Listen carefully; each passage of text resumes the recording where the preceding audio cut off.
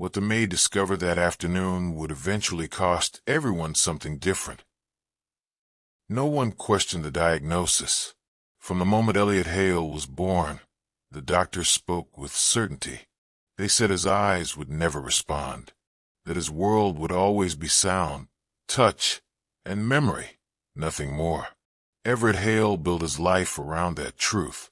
The house, the routines, the silence. Nothing was left to chance. Nothing was left to hope. Amanda Price wasn't hired to question any of it. She cleaned. She watched. She stayed invisible, the way people like her are expected to. But that afternoon, while the house moved around the child as it always had, Amanda noticed something no report had ever explained. It wasn't dramatic. It wasn't loud. And at first, she told herself it meant nothing. What she didn't know yet was that the moment she noticed it, there was no safe way forward. Because from that point on, every choice would cost someone something, and staying silent might be the most dangerous one of all. Stories like this don't survive on algorithms. They survive on people who care. If this story means something to you, subscribe so stories like this don't disappear. And if you'd like to, tell us where you're watching from in the comments. We read them. Elliot's world was a grid of counted steps and memorized turns. 7 steps from his bedroom door to the hallway wall. 12 more to the staircase banister. The house had become a carefully choreographed stage, and everyone played their part without question.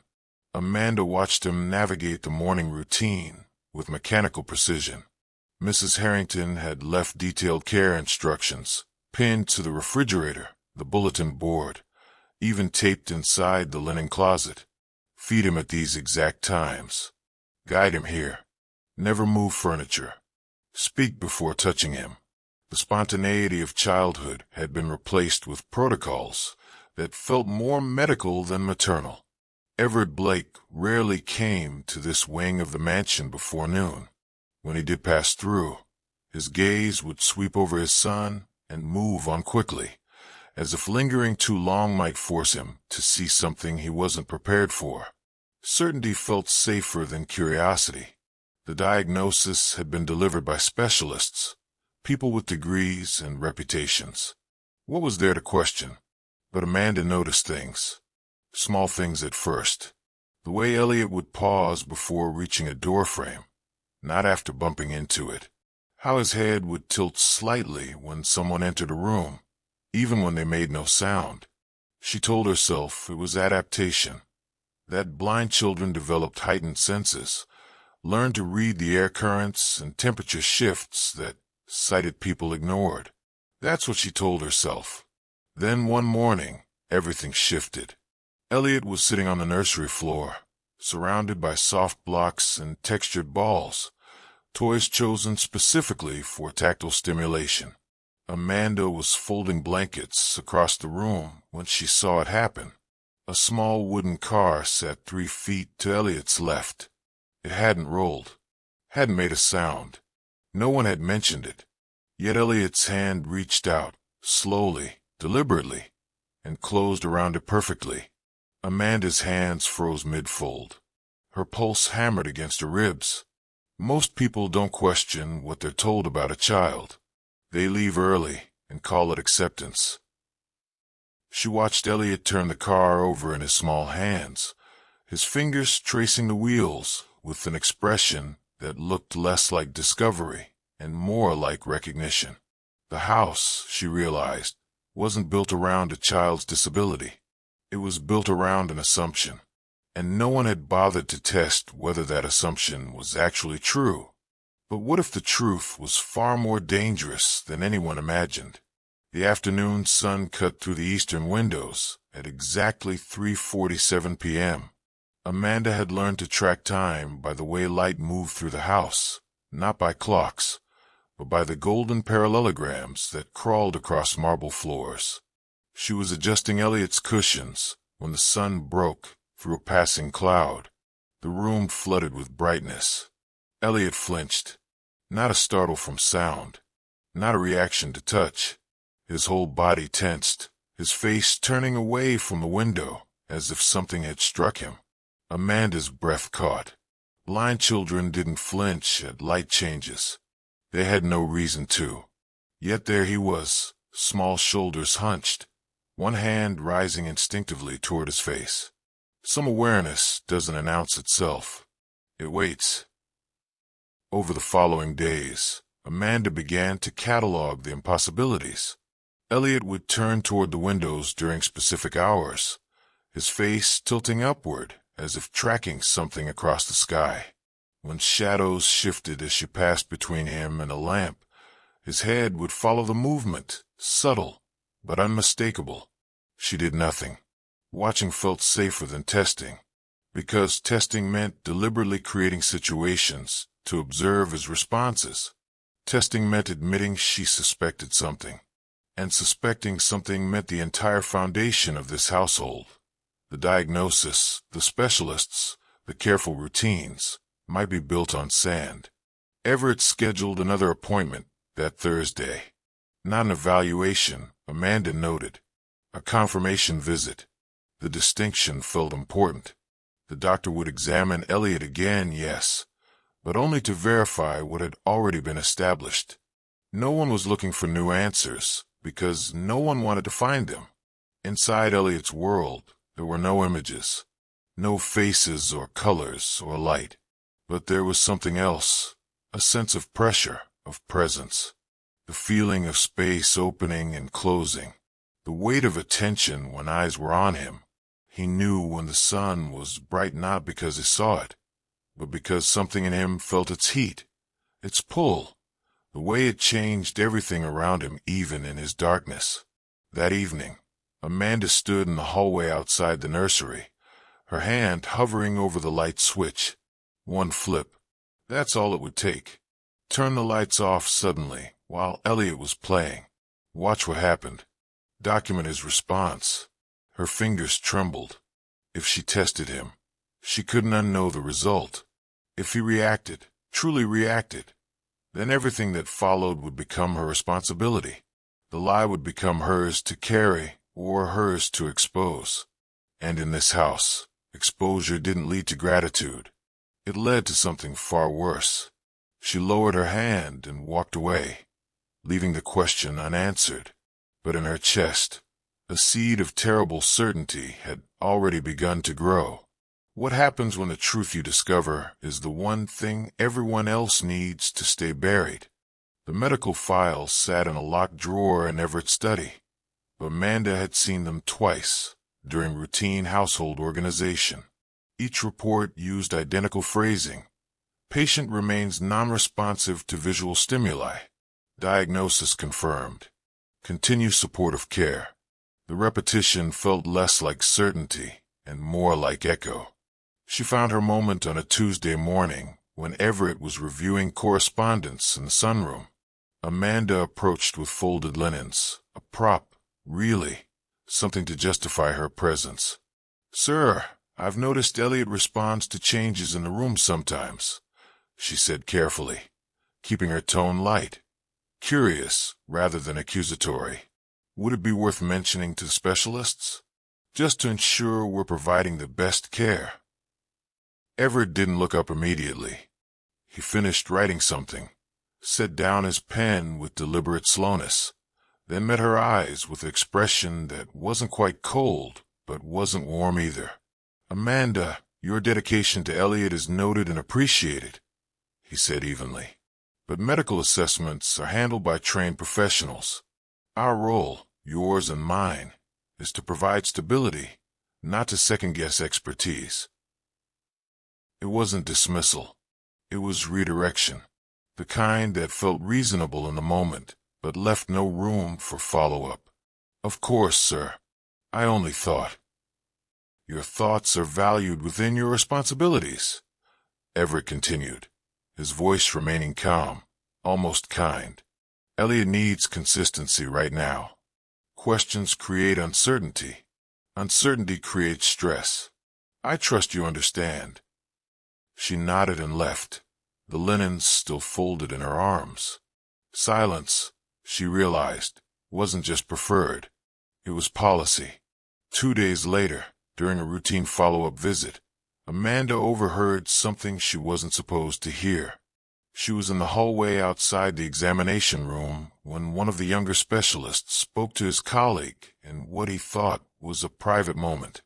"Tests often confirm expectations," he said quietly, almost apologetically, especially when the family has already adjusted to a specific reality. The words hit Amanda like ice water, not because they proved anything definitively, but because they admitted something far more dangerous. The system wasn't designed to challenge its own conclusions. It was designed to reinforce them. What seemed settled would later prove fragile. That night, Amanda wrote 3 different questions in her journal, then crossed them all out. She practiced phrasing her concerns in ways that sounded helpful rather than suspicious. She rehearsed tone and timing, but with each attempt, she understood more clearly. Doubt wasn't forbidden in this house. Doubt could be tolerated, even accommodated, as long as it remained private and passive. Persistence, however, active, vocal, documented persistence, that was something else entirely. And as Amanda closed her journal and turned off the light, she couldn't shake the feeling that she'd already crossed a line simply by paying too much attention.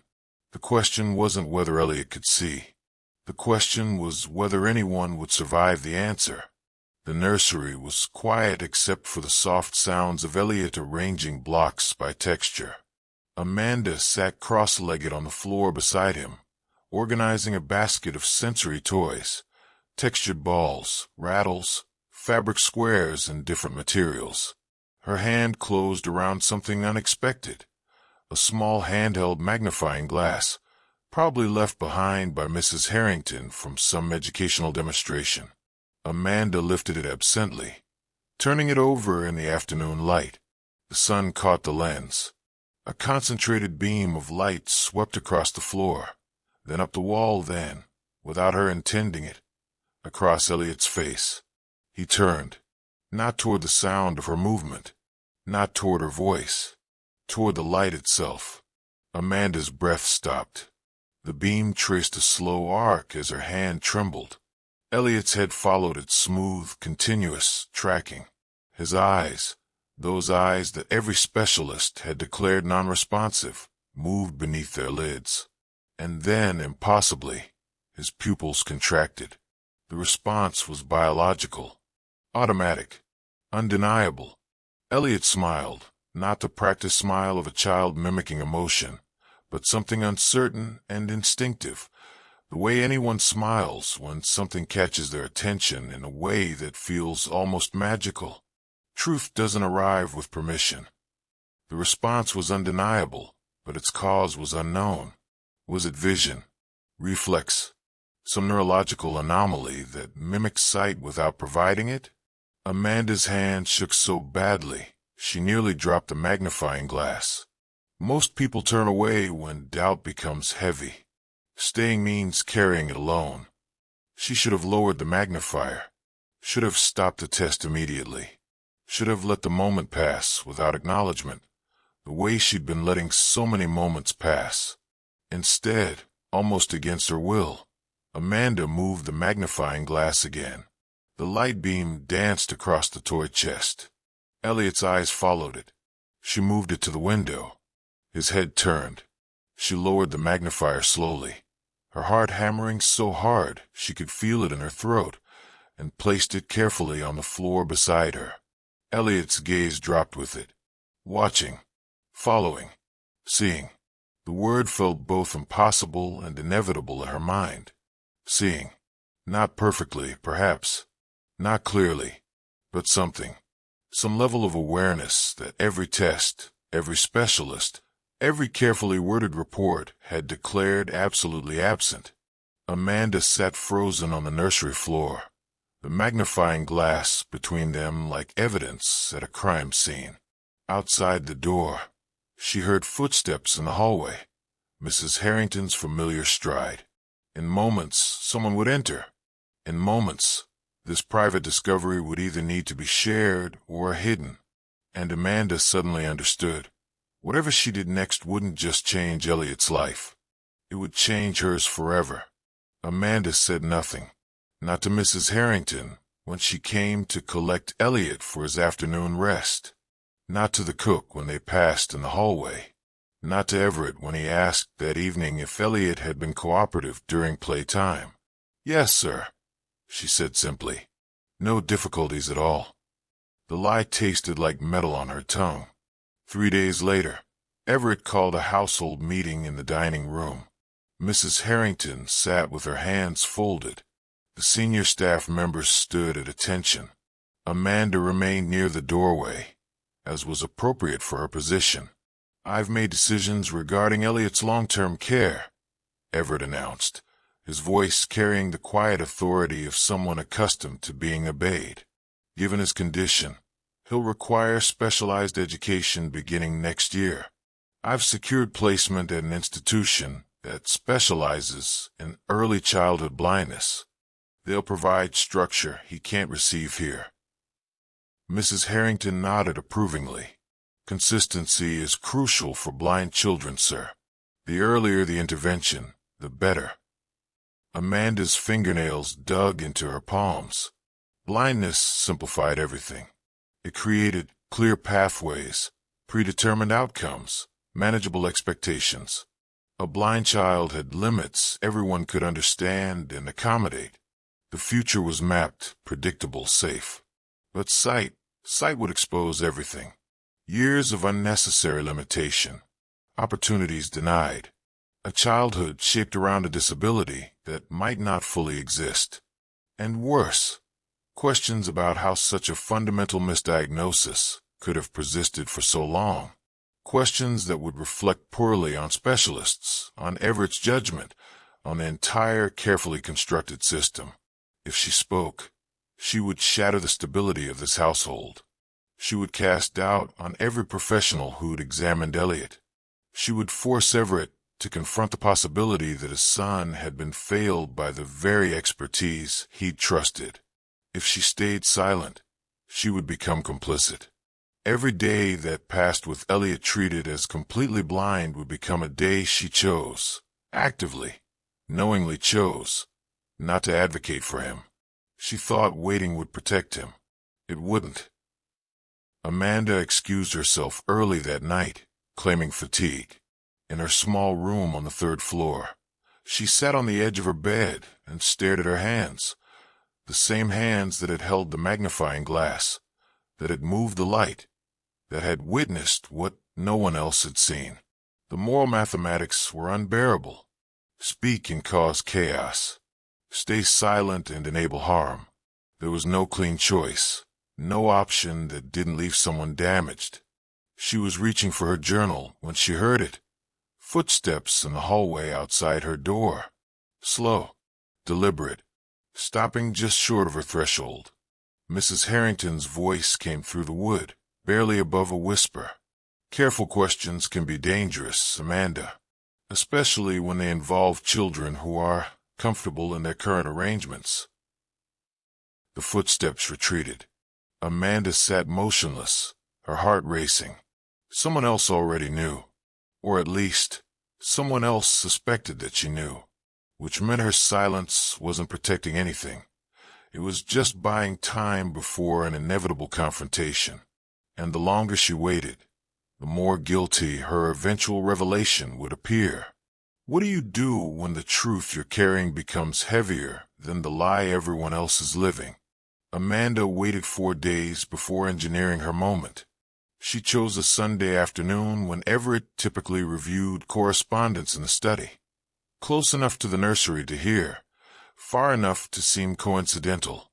She positioned Elliot near the window, where late afternoon sun pooled on the carpet. Then she took the crystal paperweight from the bookshelf, something that would catch light spectacularly, and moved it slowly through the sunbeam. Fractured rainbows danced across the walls. Elliot's head turned. His eyes tracked the light patterns with unmistakable intention. "Elliot," Amanda said softly, loud enough to carry. What do you see, sweetheart?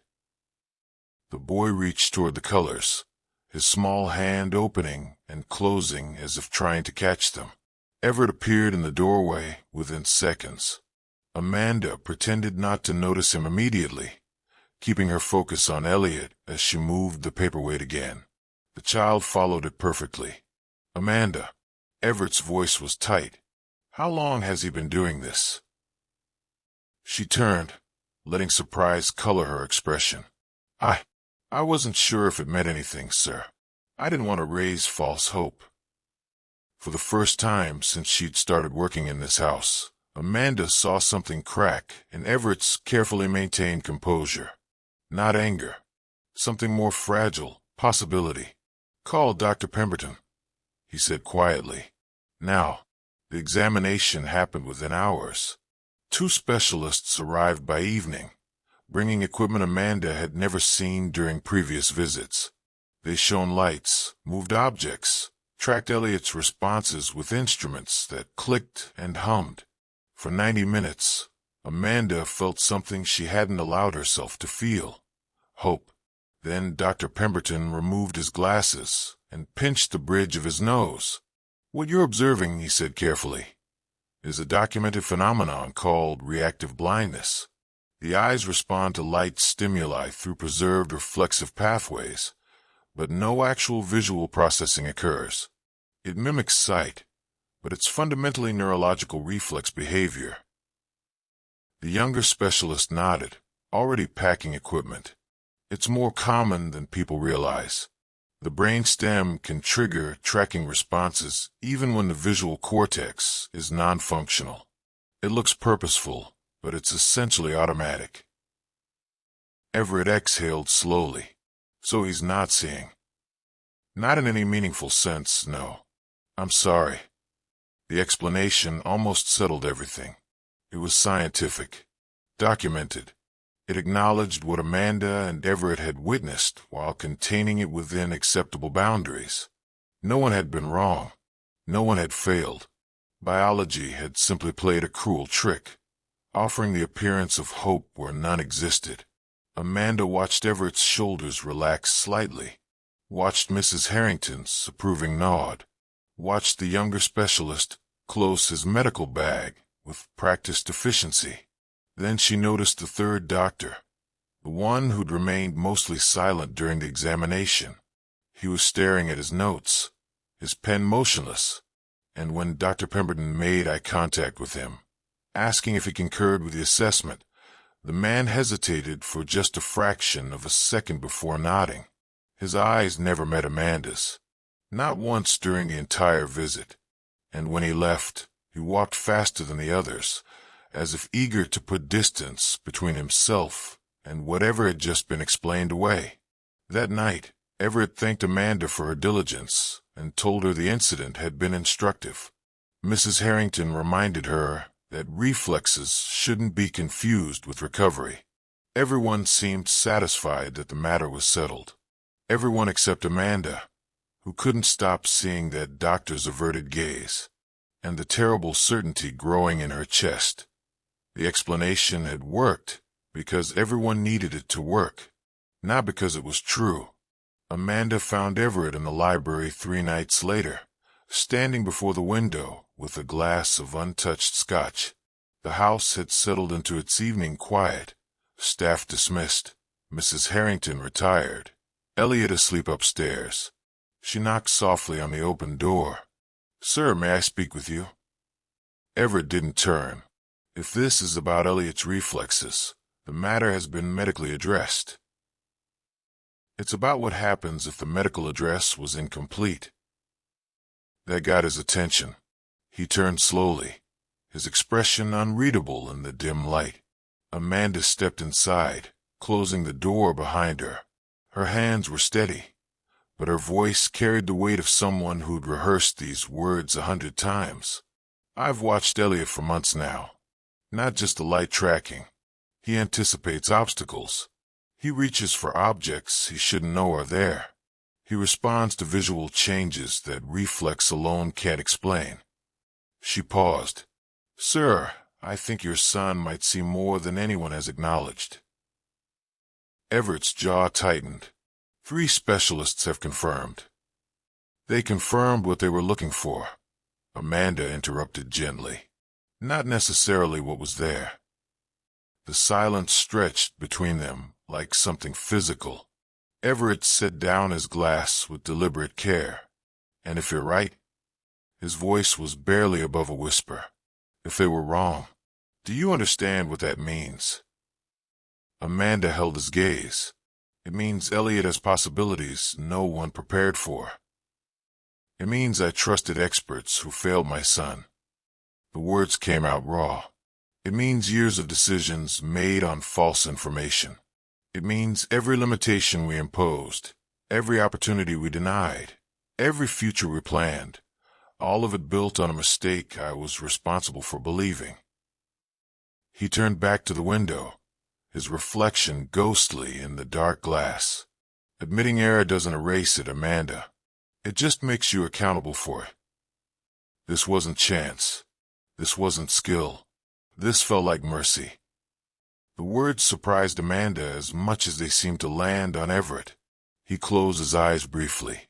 "What you're asking me to do," he said quietly, "is stand before everyone who offered condolences, everyone who adjusted expectations, everyone who accepted our reality, and tell them we were all wrong, that my son spent years in unnecessary darkness because I was too certain to question. I'm asking you to give him a chance at light.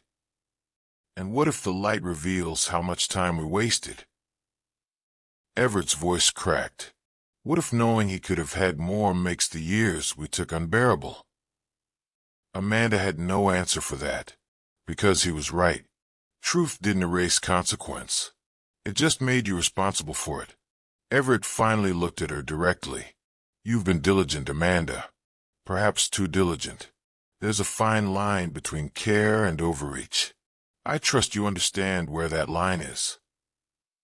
It wasn't quite a threat. It wasn't quite a dismissal. It was something more dangerous. Acknowledgement without action. He'd heard her. He'd even, perhaps, believed her. But belief didn't guarantee courage. "Think carefully before raising this again," he continued. "Some truths don't heal. They just redistribute the damage." Amanda nodded slowly and left the library, her heart heavy with the weight of what she'd accomplished and what she hadn't. Everett remained by the window long after she'd gone, staring at his reflection and wondering if the truth about his son would ever feel like anything other than an indictment. And upstairs, in the darkness of his nursery, Elliot opened his eyes and watched shadows move across his ceiling, seeing what everyone had spent years insisting wasn't there. The visual therapy began on a gray Thursday in March, 6 weeks after Amanda's conversation with Everett. No announcements were made, no apologies issued. The specialists simply arrived with different equipment and different questions. Elliot sat in a chair adjusted to his height, while a therapist moved objects across his field of vision, slowly at first, then with increasing complexity. Shapes, colors, distances that required depth perception. Some days, he tracked everything perfectly. Other days, his eyes would lose focus, and the old uncertainty would return to his movements. Progress was uneven, frustrating, marked by plateaus that felt like setbacks. "There's likely some permanent limitation," the new specialist explained to Everett during week 3. "The neural pathways develop differently during critical periods. We're working with what adapted, not what was optimally formed." Everett took the news with a kind of quiet acceptance Amanda had never seen in him before. No demands for better outcomes. No insistence on complete recovery, just a slow nod and a question. "What does he need from me?" "Patience," the therapist said simply, "and presence." Amanda remained in her position, neither promoted nor praised. Mrs. Harrington left that spring for a position elsewhere, by mutual agreement. The household whispered, though no one spoke of it directly. The new care coordinator deferred to Amanda on matters involving Elliot, a shift so subtle it almost went unnoticed. One afternoon, Amanda found Everett sitting on the nursery floor with his son, stacking blocks, not directing, not correcting, just present, watching as Elliot's small hands reached for colors he could now partially distinguish. "He's choosing the blue ones," Everett said quietly, wonder in his voice. Amanda smiled. "He's always liked blue." "How would you know that?" "I paid attention." Everett looked at her then, and something passed between them. Not gratitude exactly, but acknowledgement. She had stayed when staying was dangerous. She had spoken when silence was safer. She had carried a truth no one wanted until someone was finally ready to hear it. Elliot would never have perfect vision. The early years had shaped limitations that therapy couldn't fully reverse. He would struggle with depth perception, with detailed focus, with processing speed. But he would see his father's face. He would watch clouds move across the sky. He would know color and light and the simple miracle of visual presence. Some stories don't ask for applause. They ask who stayed long enough to see what almost disappeared. That evening, as Amanda prepared to leave for the day, she paused in the doorway of the nursery. Elliot was holding a picture book, his face close to the pages, his eyes tracking the illustrations with imperfect but undeniable attention. Everett sat beside him, one hand resting gently on his son's shoulder, both of them learning a new way of being together. Not every miracle arrives whole. Some arrive just enough to change how we look. Amanda turned off the light and closed the door softly, leaving father and son in the gentle glow of the evening lamp. Outside, the world continued unchanged. But inside that room, something had been recovered. Not completely, not perfectly, but enough. Enough to matter. Enough to last. And sometimes, in the quiet spaces between loss and healing, enough is where redemption lives.